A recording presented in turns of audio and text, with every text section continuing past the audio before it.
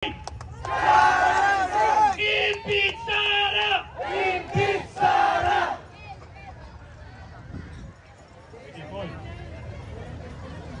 Magandang hapon po sa inyo lahat. Thank you po sa mga organizers sa Bundok. Maraming salamat sa pagkakataon binigay nyo. Kami sa Magdalo. Natutuwa kami. Kasi nakikita namin na marami pa palang lumalaban. Ang Magdalo laging kayong pinaglalaban. At nakikita namin na minsan tinatanong namin, tama ba? Isa ako sa mga signatories ng impeachment. Complainant ako. Ang laging tanong ko, tama ba na mag-complain kami? Tama ba? Kayo ba ay nagre-reklamo laban sa Vice Presidente? Yun ang pinangahawakan. Kaya kami nagpunta doon sa Kongreso para mag-file ng impeachment complaint. Para maumpisa na. Tama na. Hindi kapayapaan ang hinihingi natin.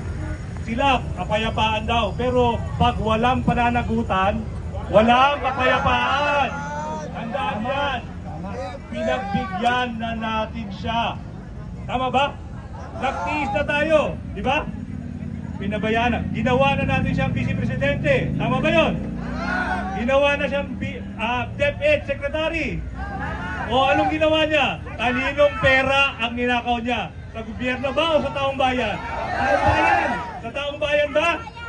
Kaninong pera ba yun? Sa gobyerno o sa inyo? Yun ang hinihingi natin. Yun ang katarungan. Hindi tinatanong kung hindi yung mga congressman ang tinatanong. Di ba? Hindi si Presidente ang magsasabi kung kailangan tayo magreklamo, kung kailangan tayo maningil. Sino ba dapat maningil? Sila ba o tayo? Yun. Kaya ako natutuwa. Kaya kami mga complainant natutuwa na tama pala yung ginawa namin na mag-complain, na nire-represent pala namin. Kinakatawan pala namin yung kagustuhan ninyo. Kaya ako bilang complainant, bilang pumirma sa complaint, sa first impeachment complaint, masaya ko. Matiwasay ako. Diba? Merong peace. May kapayapaan sa aking kalooban. Kasi humihingi tayo ng katarungan. Tama ba? Tayo, kailangan nyo ng katarungan. Kaya kailangan natin impeach si Sara Duterte. Irregardless kung anong sabihin ni Presidente. Irregardless. Tandaan nyo binantaan niya ang Presidente. Tama ba?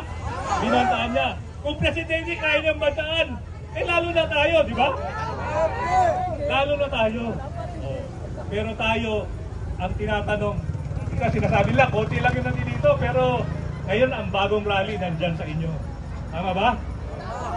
Hindi na bilang ng tao, bilang ng views, bilang ng followers. Tama ba? Kaya kami nandito. Mula pa noon, lumalaban kami para sa inyo. Hanggang ngayon, ipaglalaban natin. Wala tayong iwanan, wala tayong bitawan. Lalaban pa tayo? Impeach Sara Duterte. Maraming salamat po. Impeach Sara! Impeach Sara! Okay, maraming salamat po sa Magdalo representative. Sir, thank you very much sa impeachment complaint.